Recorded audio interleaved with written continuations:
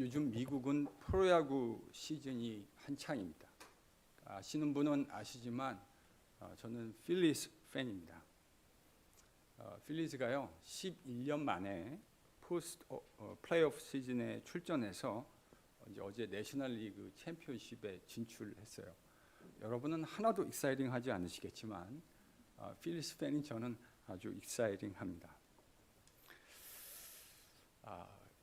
이제 그 모습을 어제 이렇게 봤는데요. 설교 좀 맞춰놓고 이렇게 오후에 봤는데 저한테 기억이 하나 떠올랐어요. 그게 뭐냐면 필리스가 월드시리즈 챔피언십에 올랐던 게 2008년이었거든요. 마지막으로 올랐던 게. 그때 그 우승을 하던 시절에 한 스포츠 기자가 필리즈의 당시 감독이었던 찰리 매뉴얼 감독과 인터뷰했던 내용이 기억이 났습니다. 기자가 이렇게 물었어요. 요즘 필리스를 보면 어느 팀을 만나도 전혀 질 것 같지 않는 생각이 듭니다. 혹시 무슨 비결이라도 있습니까?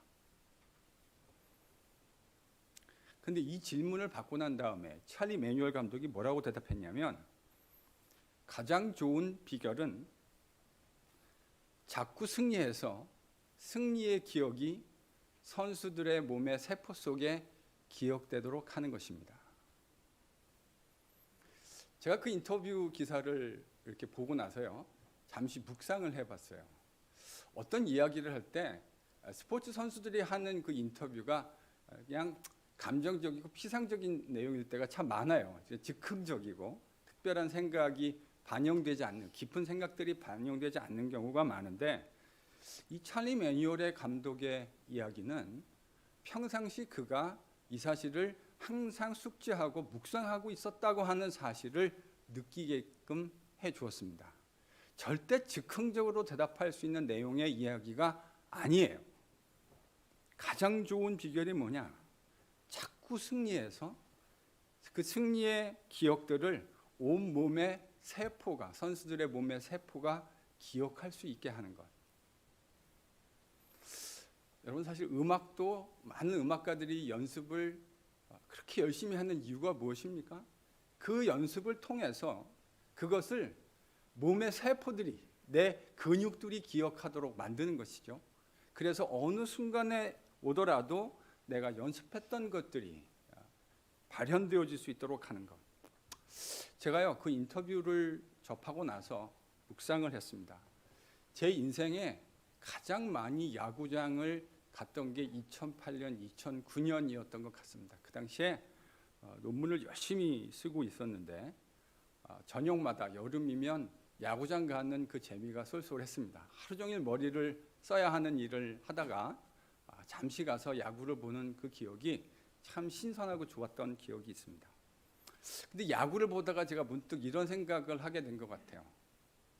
이 야구 한 경기, 9회 한 경기를 보면 이게 꼭 인생의 축소판 같다는 생각을 하게 됩니다. 정말 잘 될 때가 있고요. 막 연승가도를 달릴 때가 있습니다. 우리 인생도 그렇잖아요. 모든 일이 원하는 대로 잘 될 때가 있습니다. 근데 어제까지 그렇게 신바람나게 연승을 달리던 팀이 어느 날부터 갑자기 연패를 달릴 때가 있습니다. 아니 그렇게 잘하던 선수들이 나가기만 하면 헛방질을 하고 삼진당할 때가 있어요. 사실 이게 인생하고 너무 비슷해요. 너무 잘 될 때가 있지만 또 인생에는 늘 굴곡이 있게 마련인 것이죠. 그걸 보면서 인생이라는 것이, 야구라는 게 꼭 인생의 축소판 같구나 하는 생각을 했습니다. 잘 될 때가 있고 위기가 찾아오게 마련이죠. 그런데 그 위기를 극복해내고 함께 승리했던 기억들을 간직하는 것이 진짜 강팀이 되는 좋은 비결이라는 말일 겁니다. 오늘 이스라엘이 드디어 승리하기 시작합니다. 이스라엘이 어떻게 승리를 했고 그것이 이스라엘에게 어떤 의미를 가지게 되는지 여러분과 함께 묵상해 보고자 합니다. 하나님은 언약궤마저도 우상으로 섬기고 있던 이스라엘에게 참패를 허락하셨습니다. 그들이 우상을 섬기고 있다고 하는 것이, 그것이 얼마나 심각한 것인지를 매우 뼈아픈 대가를 지불하도록 허락하신 겁니다. 근데 이건 하나님 입장에서도 오명을 뒤집어 쓰는 일이었습니다. 왜 그렇죠? 이스라엘의 패배가 곧 하나님의 패배라고 인식될 수 있었기 때문입니다. 근데 이건 가당치도 않은 일입니다. 하나님이 누구십니까? 그분은 천지의 창조주이시고 만물의 통치자이십니다. 그가 어떻게 실제로 존재하지도 않는 이방 헛된 우상에게 질 수 있겠습니까? 이건 상상할 수도 없는 일입니다. 하나님은 하나님의 이스라엘의 패배가 하나님의 패배로 이해되도록 여지를 남겨놓지 않으셨습니다. 여호와 하나님의 언약궤가 혼자 블레셋 모든 지역을 다니면서 우상 신전들을 뒤집어 엎고 독종을 내고 해서 하나님이 결코 블레셋의 다곤 신에 약하지 않다라는 사실을, 그래서 모든 것들이 여호와 하나님 앞에 무릎 꿇게 만드셨습니다. 하나님 당신이 받으셔야 할 그 영광을 그 어떤 사람과 그 어떤 것과도 나누지 않으셨던 것이죠. 오롯이 당신의 능력만으로 블레셋 사람들을 물리치고 다시 법궤를 이스라엘로 돌아오게 하셨습니다. 오늘 본문은요, 그렇게 법궤가 기랏 여아림 이스라엘 땅으로 돌아오고 난 후에 일어난 일들을 기록하고 있습니다. 이제 본문에는 하나님이 통치하시는 새로운 시대가 어떻게 열리게 되는가 하는 그 이야기를 선지자 사무엘의 관점에서 기록하고 있습니다. 사실 이 이야기는 새로운 이야기가 아닙니다. 사무엘상 1장과 2장에서 이미 하나님은 하나님이 새롭게 여시는 시대가 사무엘의 부모인 엘가나와 한나의 헌신을 통해서 이루어지게 될 것이라고 하는 사실, 그리고 그것이 궁극적으로 선지자 사무엘을 통해서 열리게 될 것이라는 사실을 이미 보여주었죠. 이제 드디어 사무엘이 성인이 되어서 이스라엘 가운데 새로운 시대를 열기 위해 하나님의 백성들이 어떻게 해야 하는가, 선지자로서 리더로서 그 일을 시작하게 되었습니다. 3절과 4절에 그 이야기가 이렇게 기록되어져 있습니다. 여러분 3절과 4절을 같이 읽겠습니다. 같이 읽죠. 시작. 만일 너희가 전심으로 여호와께 돌아오려거든 이방 신들과 아스타롯을 너희 중에서 제거하고 너희 마음을 여호와께로 향하여 그만을 섬기라. 그리하면 너희를 블레셋 사람의 손에서 건져내시리라. 이에 이스라엘 자손이 바알과 아스타롯을 제거하고 여호와만 섬기리라. 지금 사무엘이 등장해서 새로운 시대를 여는, 그러니까 하나님의 통치를 받기 위해서 이스라엘이 뭘 해야 된다고 말했습니까? 너희들이 전심으로 여호와께 돌아오려거든, 하나님의 다스림을 경험하기를 원하거든, 뭐 하라고요? 이방신을 제하여 버리고 여호와 하나님만을 섬겨라. 여호와 하나님만을 섬겨라. 여러분, 지금 여호와 하나님만을 섬기라라고 하는 이 말이 참 흥미롭습니다. 무슨 의미일까요? 이스라엘이 여호와 하나님만 섬기고 있었던 것이 아니라는 말입니다. 이스라엘이 여호와 하나님도 섬기고 다른 이방 신들도 섬겼다는 말이에요. 그래서 하나님의 온전한 통치를 받으려거든 여호와 하나님께로 돌아와 모든 이방 신들을 제하고 찢고 여호와 하나님만을 섬겨라. 이렇게 지금 선지자 사무엘이 이스라엘 백성에게 이야기하고 있는 겁니다. 근데 여러분, 흥미로운 건 이거예요. 이 이야기를 듣는 이스라엘, 그리고 하나님 백성이었던 이스라엘은 단 한 번도 하나님을 섬기는 것을 멈추는 일을 한 적이 없다는 사실입니다. 여러분, 이스라엘 백성들, 지금 성경에 등장하는 이 이스라엘 족속들은 자신들이 한 번도 하나님을 섬기는 행위를 그친 일이 없다고 생각하고 있었다는 거예요. 여러분, 예수님 당시의 바리새인들도 자신들이 하나님의 백성이라는 사실을 의심한 일이 없어요. 자신들은 아브라함의 백성이 아브라함의 후손이고, 여러분 아브라함의 후손이라는 말이 바로 하나님의 백성이라는 말의 의미입니다. 그들은 단 한 번도 자신들이 하나님을 섬기는 일을 중지하고 그쳤다고 생각한 일이 없어요. 그러니 이 말이 참 기가 막힌 말이죠. 제가 우연히 알게 된 영화가 하나 있습니다. 그 영화의 제목이 이거예요. 아내가 결혼했다. 결혼했으니까 아내겠죠. 근데 영화 제목이 범상치 않아요. 아내가 결혼했다. 저는 물론 이 영화를 본 일이 없습니다. 근데 인터넷에서 클립을 하나 봤어요. 그 영화에 등장하는 그 부부가 하는 대화의 짧은 한 2, 3분 정도 되는 클립을 봤는데요. 거기서 그 주인공 여자가 남편에게 하는 대사가 참 기가 막힙니다. 이렇게 얘기해요. 내가 하늘의 별을 따달래? 아니면 달을 따달래? 그저 남편 하나 더 얻겠다는 건데.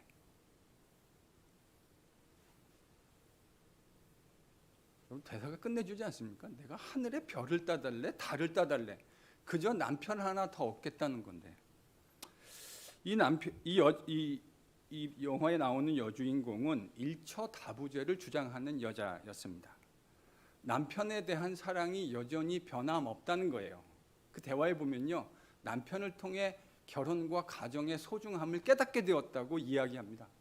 그런데 살다 보니까 사랑하는 남자가 또 하나 생겼으니 그와의 결혼도 허락해달라는 거예요.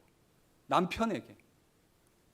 여러분, 남자 입장에서 만약에 여러분의 아내가 이런 이야기를 한다면 어떤 기분이 드시겠습니까? 환장을 하는 거죠. 제정신으로 이 이야기를 듣는다면 여러분 이걸 맨정신으로 제대로 들을 수 있는 사람이 몇이나 될까 싶습니다. 황당무계한 주장이죠. 그 여자는 사랑이 뭔지 아직 잘 모르고 있는 겁니다.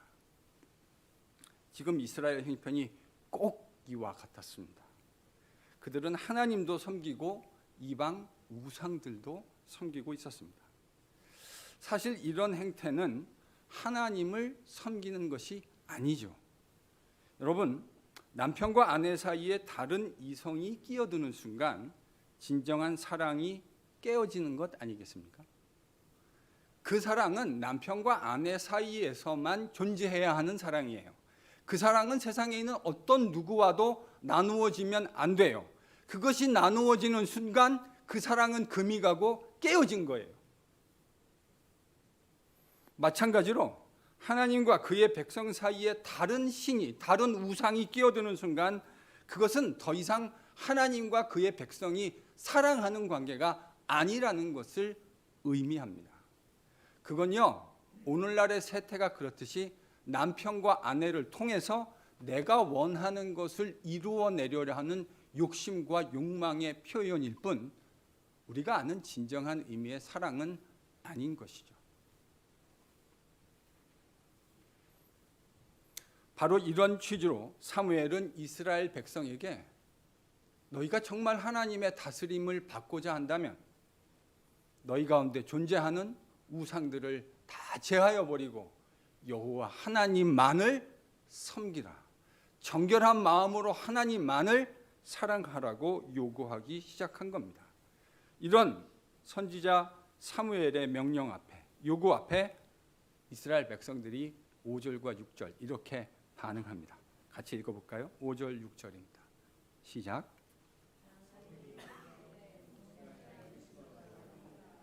너희를 위하여 여호와께 기도하리라 하매 그들이 미스바에 모여 불을 들여 여호와 앞에 붓고 그날 종일 금식하고 거기에서 이르되 우리가 여호와께 범죄하였나이다 하니라. 사무엘이 미스바에서 이스라엘 자손을 다스리니라. 사무엘의 명령을 듣고 난 후에 이스라엘 백성들이 회개합니다. 회개는 자신이 무엇을 잘못했는지를 인식하고 깨닫는 것으로부터 시작되어집니다. 아, 정말 잘못했구나. 우리가 하나님을 섬기면서 다른 우상을 섬기는 것이 하나님과 건강한 관계, 사랑하는 관계를 가지는 것이 아니구나라는 사실을 그들이 제대로 깨닫기 시작했습니다. 그리고 미스바에 모여서 하나님 앞에 회개하며 금식하며 회개하고 돌이키는 행위들을 수반하게 됩니다. 그들은 회개에 합당한 열매를 맺고 있는 것이었습니다. 이제야 비로소 하나님 백성다운 모습이 보이기 시작합니다. 자신의 소견에 옳은 대로 행하던 모습, 여러분 이게 하나님을 떠난 세대의 전형적인 특징입니다. 하나님을 사랑하지 않고 하나님을 예배하지 않는, 하나님과 올바른 건강한 관계에 있지 않는 세대의 특징이 뭐냐면 자신의 소견에 옳은 대로 행하는 거예요. 사사기가 우리에게 그걸 아주 적나라하게 보여주고 있죠. 하나님의 다스림을 우리가 어떻게 받을 수 있겠습니까? 하나님의 말씀을 지키고 순종하는 것을 통해서 우리는 하나님의 다스림을 받게 되는데, 하나님의 다스림을 받지 않는다는 건 하나님의 말씀이 업수위 여김을 받는다는 것을 의미하죠. 하나님의 말씀이 희박해지니 그 자리는 여러분 진공 상태로 중립적으로 존재하는 게 아니고요, 우리 소견에, 우리 욕심에 원하는 대로 채워지게 돼 있어요. 사람의 마음은 절대 진공 상태로 밸류 뉴트럴하게 중립적으로 존재하지 않아요. 하나님에 의해서 통치되어지든지 아니면 사단에 의해서 우리의 욕심을 따라 사는 것으로 채워지게 되어져 있다고요. 여기엔 중립지대가 없어요. 이제 드디어 이스라엘이 하나님의 뜻과 그분의 말씀 앞에 순종하기 시작합니다. 제대로 된 발걸음을 걸어가기 시작하는 것이죠. 자, 이스라엘이 이렇게 제대로 된 첫걸음을 뛰기 시작하는데 어떤 일이 일어났는가? 7절이 어떤 일이 일어났는지를 우리에게 보여줍니다. 같이 읽죠. 같이 읽습니다. 시작.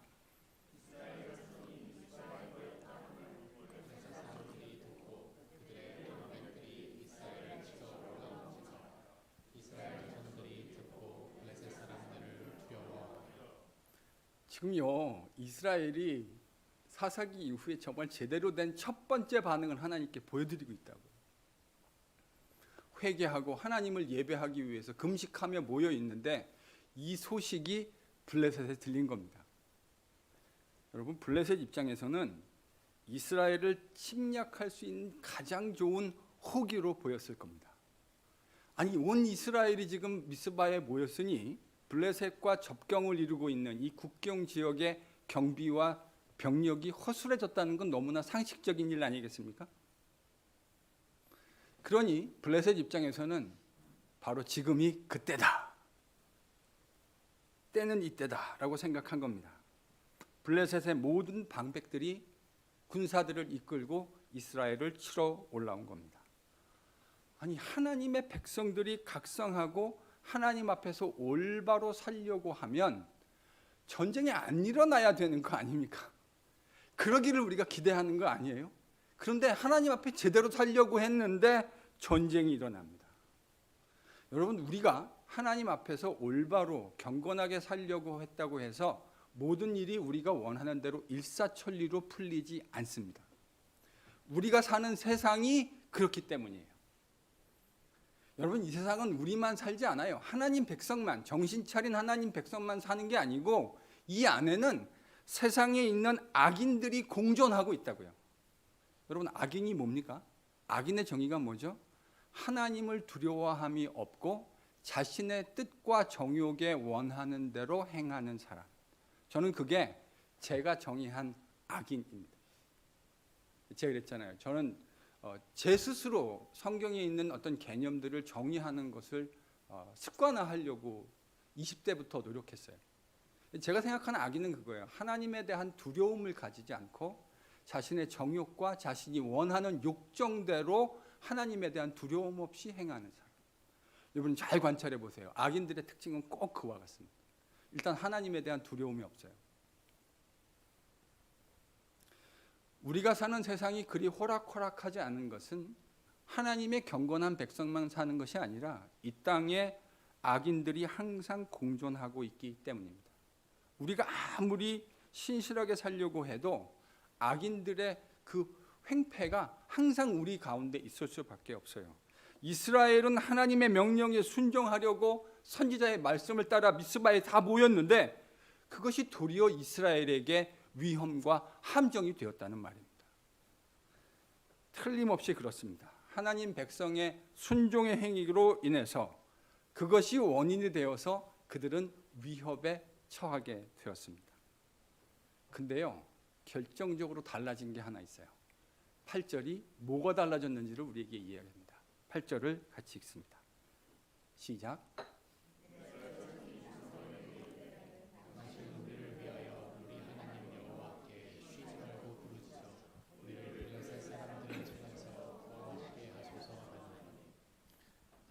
여러분, 지금 상황은 변하지 않았어요. 하나님 백성이 하나님 백성답게 살려고 결심한다고 해서 세상이 그렇게 호락호락하지 않아요. 근데 뭐가 달라졌죠? 그 위험을 대하는 하나님의 백성의 태도가 달라졌어요. 전에는 동일한 종류의 위협 앞에서 하나님의 언약궤마저도 우상으로 만들렸던 우상 숭배자들이 그 우상을 찍었다 그랬잖아요. 이제 동일한 위협 앞에서 어떻게 반응하죠? 하나님께 기도하는 사람으로 바뀝니다. 하나님만을 바라보는 사람으로 바뀌어요. 그래서 하나님께서 이 상황에서 우리를 건져주시도록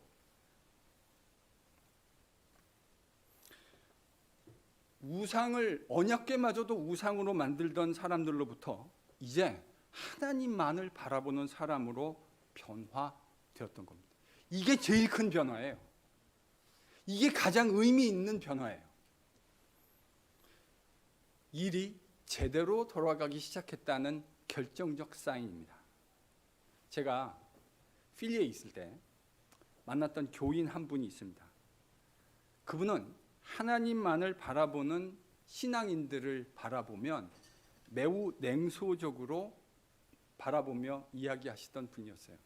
제가 그분을 기억하는데 태도가 항상 뭐냐면 양쪽 주머니에 손을 딱 끼고 이 정면을 보는 게 아니라 45도로 이렇게 삐딱하게 바라보는. 제가 이제 그분을 기억할 때 그런 이미지가 가장 먼저 떠올라요. 그러니까 그게 평상시 그분의 살아가는 삶의 헤빗이 되어진 것이죠. 교회에 있다 보면 여러분, 우리 인생 가운데 어려운 일을 만나는 성도들이 얼마나 많이 있습니까?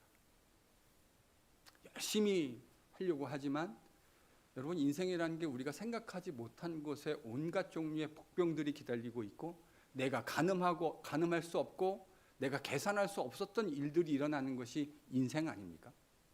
그래서 우리 인생에 낭패들이 많은 거죠. 근데 그런 사람들이 이제 하나님 앞에 나와서 하나님 도와주십시오 라고 두 손 들고 기도하면 그런 사람 보면 이분의 특징이 뭐냐면 한 수 가르치듯이 이렇게 얘기하는 거예요.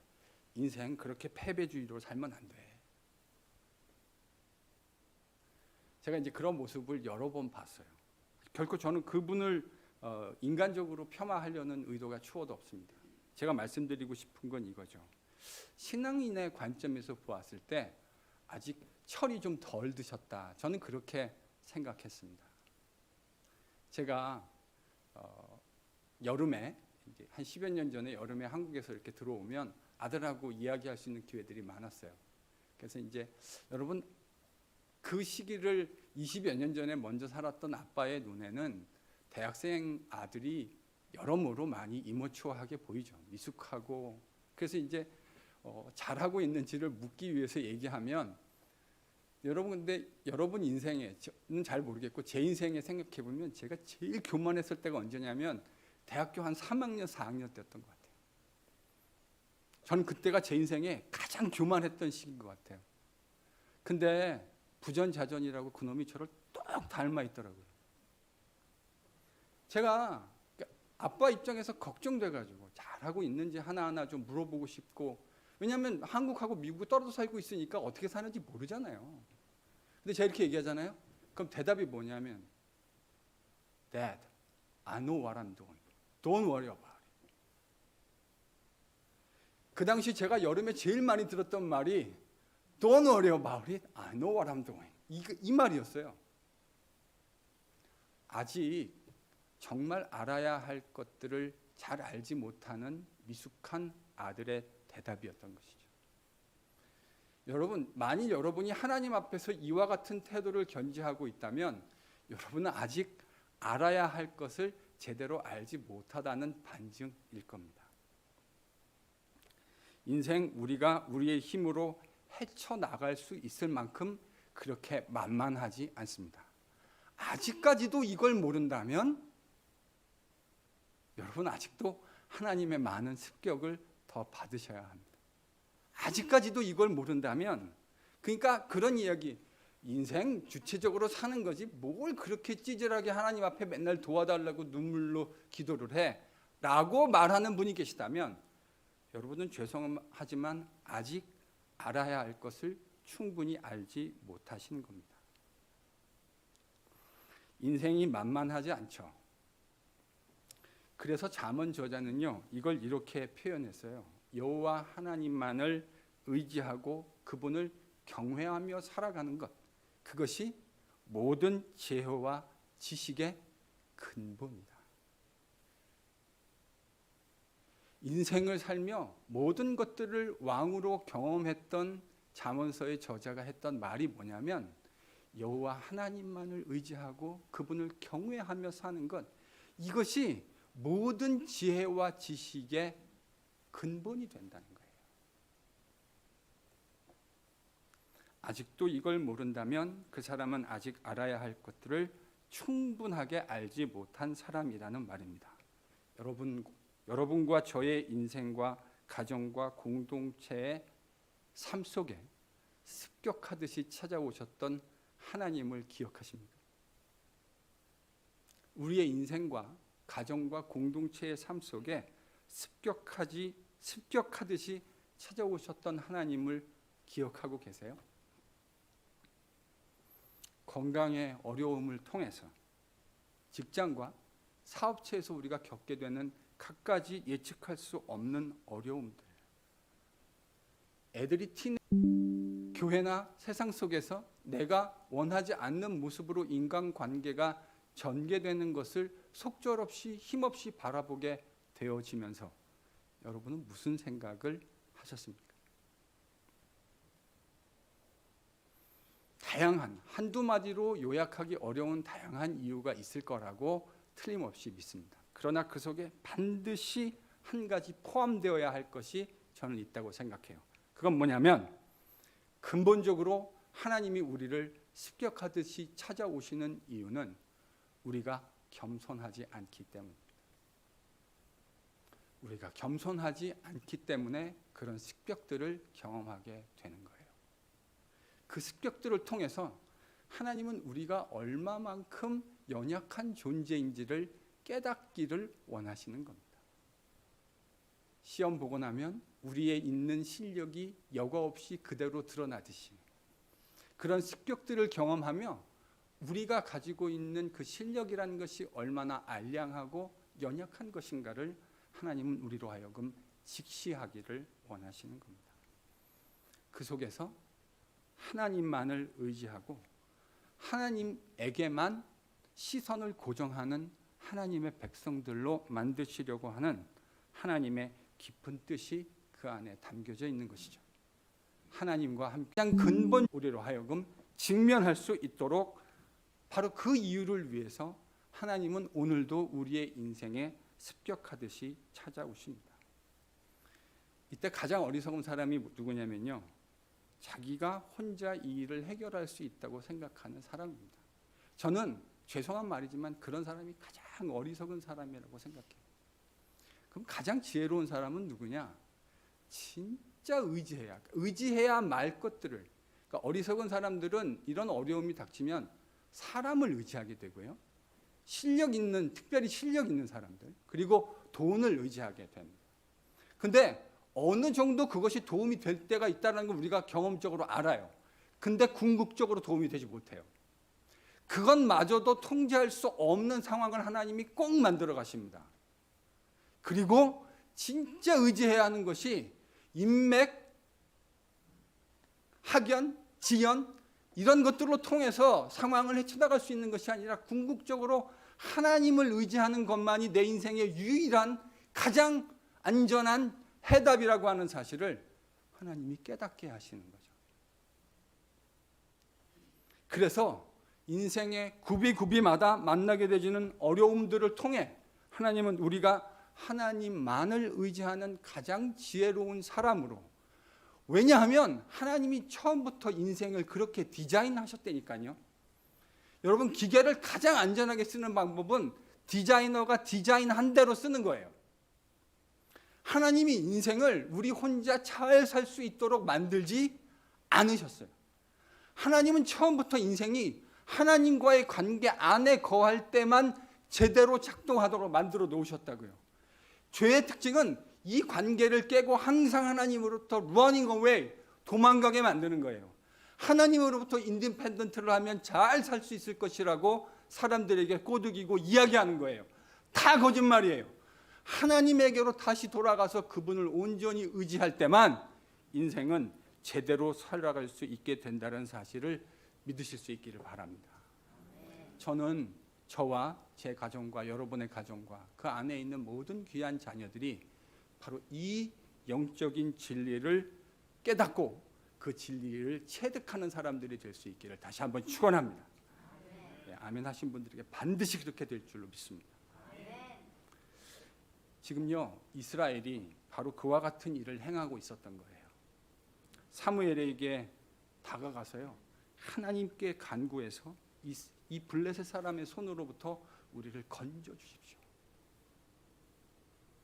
하나님 백성은요, 이렇게 살아야 돼요. 제가요, 우리가 인생이 해야 될 나름대로의 어떤 모략과 지혜 있는 판단과 계획을 무시하는 게 아니에요.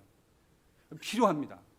그런데 그게 진짜 하나님이 허락하시는 참다운 지혜와 모략이 되려면 시작이 중요해요. 처음부터 하나님을 의지하는 마음으로, 바로 그럴 때 하나님께서 진정한 하늘의 지혜를 주셔서 하늘의 모략을 주셔서 세상에 있는, 우리는 여러분, 우리가 실패하는 이유가 세상에 있는 모든 변수들을 통제할 수 없기 때문입니다. 그렇죠? 아니, 그걸 통제할 수 있다면 실패하는 사람이 누가 있겠어요?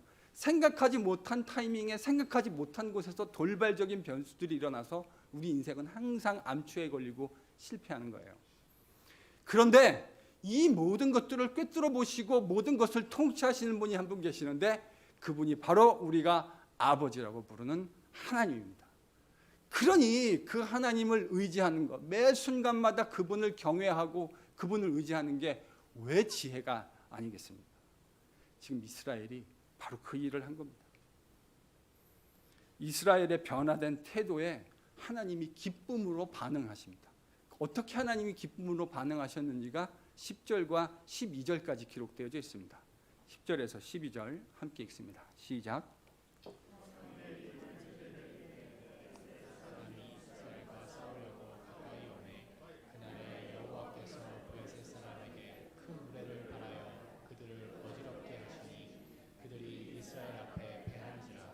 이스라엘 사람들이 미스바에서 나가서 블레셋 사람들을 추격하여 백갈 아래에 이르기까지 쳤더라. 사무엘이 돌을 취하여 미스바와 센 사이에 세워 이르되 여호와께서 여기까지 우리를 도우셨다 하고 그 이름을 에베네셀이라 하니라. 이 어려운 상황에서 하나님만을 바라본 이스라엘에게 하나님이 어떻게 반응하셨죠? 이스라엘이 상상할 수 없는 방식으로 승리를 경험하게 하십니다. 블레셋 진영 가운데 큰 우레를 바라셨어요. 그래서 이것이 블레셋 진영에서 큰 혼란을 일으켰습니다. 자중질환을 일으킨 거죠. 그래서 사실 이스라엘은 제대로 된 병력끼리 맞붙어가지고 전쟁을 했다기보다는 하나님의 디바인 인터벤션, 하나님의 신적인 간섭에 의해서 이 정리에서 승리하게 돼요.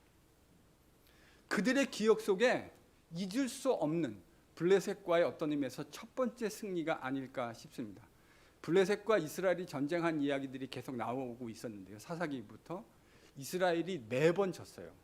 전쟁할 바로 직전에는 몇 명이 죽었다고요? 3만 명이요. 여러분, 오늘날과 같은 시대에도 한 번 전쟁에서 전투에서 3만 명이 죽는 건 쉬운 일이 아니에요. 그런데 한 번의 전투에서 3만 명이라고 하는 캐주얼티가 생겼어요. 그게 블레셋과 이스라엘의 병력 수준 차이예요. 그런데 지금 하나님의 간섭으로 이스라엘은 상상할 수도 없는 승리를 거둡니다. 이스라엘의 병력이 우세하고 그들의 숫자가 많아서 이긴 것이 아니에요. 이성적으로 설명할 수 없는 하나님의 간섭으로 그들은 전쟁에서 이겼던 겁니다. 여러분 13절과 14절에 보면요, 이런 기막힌 내용이 있어요. 사무엘이 사는 날 동안, 사무엘이 선지자로 이스라엘 백성들 가운데 사는 날 동안 블레셋을, 하나님의 손이 블레셋을 막아서 그들이 이스라엘에 쳐들어오지 못하게 하셨다. 여러분 주어가 뭐냐면 하나님의 손입니다. 이스라엘이 뛰어나서가 아니에요. 하나님의 손이 그들을 막으셔서 이스라엘을 침입하지 못하도록 하셨고 블레셋에게 빼앗겼던 영토들을 회복하게 되었다고 이야기합니다. 이 승리를, 기념비적인 첫 번째 승리를 경험한 사무엘이 참 희한한 일을 하나 합니다. 그 뭐냐면 큰 돌을 하나 취한 거예요. 그 돌을 취해서 미스바와 센이라고 하는 도시 사이에 세워놨어요. 왜 이걸 세워놨을까요? 미스바는 사람들이 모이기 편한 큰 도시였습니다. 그러니까 이제 미스바에 모였던 거죠, 온 이스라엘을. 그러니까 이 거리를 지나다니면서 엄마랑 아빠랑 아이들이 같이 다니는 거 아닙니까? 아이들이 물어봅니다. 엄마, 아빠, 저 큰 돌이 도대체 뭐예요? 저건 우리가 하나님 앞에 우상 숭배자로 살다가 하나님만을 섬기기로, 우리 안에 존재하는 모든 우상들을 찢고 하나님만 섬기기로 우리가 결심했는데 블레셋이 우리를 쳐들어왔었다. 그런데 그때 우리가 하나님 앞에 온전히 하나님만 바라보며 기도하고 간구했다. 그랬더니 하나님이 우리가 상상할 수도 없는 승리를 우리로 하여금 맛보게 하셨다. 바로 그 승리를 기념하기 위해서 선지자 사무엘이 이 돌을 취해서 미스바와 센 사이에 세워 놓았단다. 멋지지 않습니까? 하나님 백성이 그 길을 오갈 때마다 그 에베네셀, 지금까지 하나님이 우리를 도우신 바로 그 돌이라는 의미예요. 에베네셀의 의미가 지금까지 여호와 하나님이 도우셨다. 우리의 인생, 우리의 힘으로 살아가는 것이 아니라 여호와 하나님을 의지하는 바로 그 의지가 우리를 하나님 백성답게 만들고 하나님과 승리하는 인생으로 만들어 주셨다는 사실을 모든 이스라엘 백성들이 그 도로를 다닐 때마다 눈으로 확인하고 기억할 수 있도록 선지자 사무엘이 세워 놓았다는 말입니다.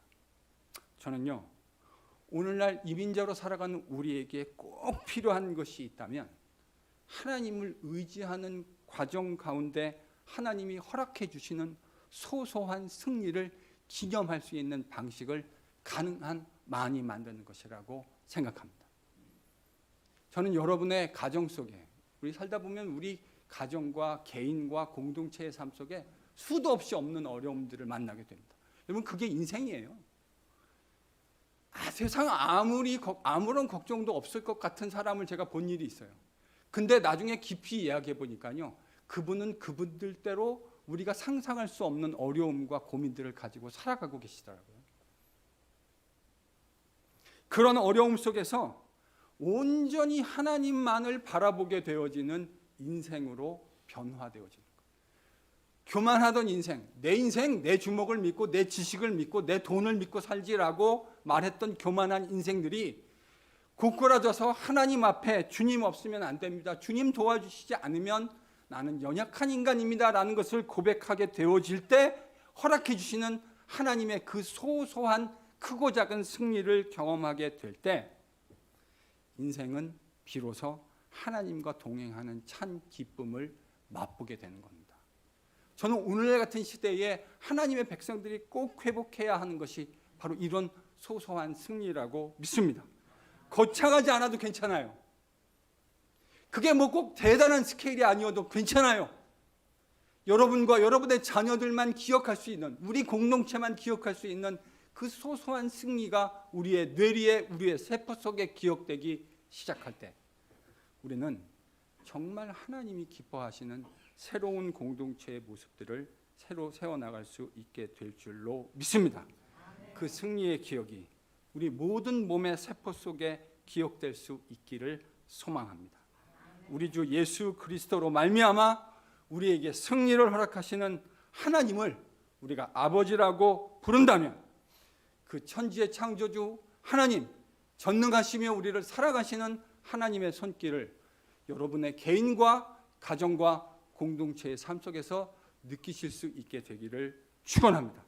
누가 이 영원한 그리스도 예수 안에 있는 승리를 영원토록 자축하며 승리를 만끽할 수 있습니까? 누가 그리스도와 함께 이 승리의 창가를 영원히 부를 수 있습니까? 그리스도의 십자가의 관점 앞에서 우리의 연약함과 무능함을 정직하게 고백하고 그리스도 예수 아니면 절대로 살 수 없다는 사실을 겸손히 고백하는 가운데 하나님만을 온전히 바라보는 그분에게만 우리의 시선을 고정하고 집중하는 경건한 새로운 하나님의 사람들을 통해 하나님은 이 팬데믹, 엔데믹 이후에도 당신의 나라를 이루어가게 되실 줄로 믿습니다. NGPC가 바로 그런 주님의 승리를 바라보고 염원하는 공동체가 될 수 있기를 예수님의